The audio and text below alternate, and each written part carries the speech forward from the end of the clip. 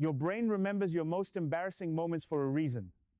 Not because it's broken, not because something went wrong, but because your brain is running a survival program that has been active inside human beings for hundreds of thousands of years, and it treats social rejection the same way it treats a predator in the dark. Think about the last time a memory ambushed you. You were lying in bed, or in the shower, or just staring at the ceiling, and suddenly, without invitation, it came back. The thing you said at a party 4 years ago. The presentation where you went blank. The moment you thought everyone was watching.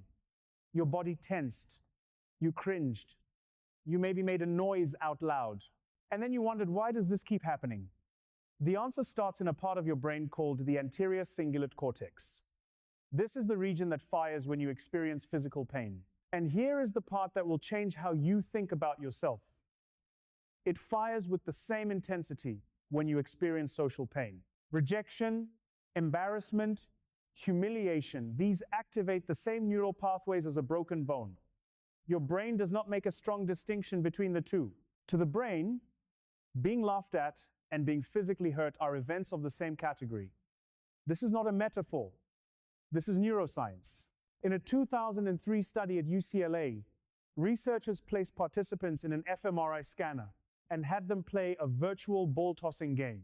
Midway through the game, the other players who were computer programs started excluding the participant from the game. The anterior cingulate cortex lit up, the same region that responds to physical pain. The participants were just being left out of a computer game, and their brains registered it as damage. Now here's where the memory loop comes in. When an event triggers that pain response, the amygdala, your brain's threat detection system, flags the experience as high priority. It sends a signal to the hippocampus. Encode this. Encode it deeply. Make it retrievable. Because if this kind of event can hurt us, we need to be able to recognize it coming again. This is memory consolidation in service of survival. The problem is that the brain's threat system was not designed for the social complexity of modern life.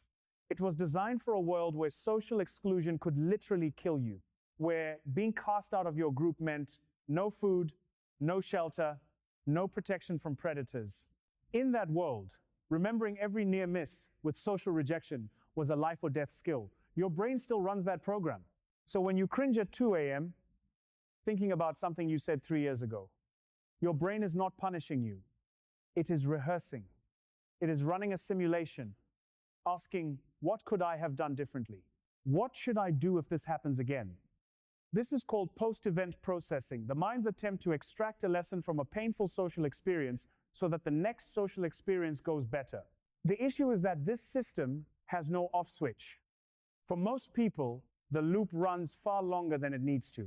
A healthy brain processes the event, extracts the lesson, and gradually allows the memory to lose its emotional charge, a process called memory reconsolidation.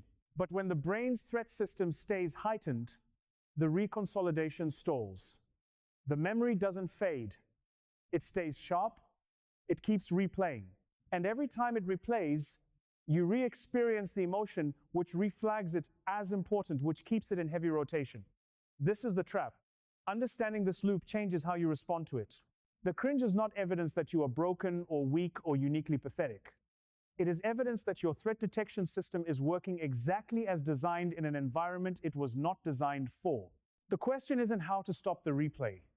The question is how to teach your brain slowly, through repeated experience, that the social world is not as dangerous as it calculates. That a moment of embarrassment did not end your standing in the group. That you survived. That you are, in the most literal biological sense, still here. And that information, given enough time and enough awareness, is what finally lets the loop go quiet.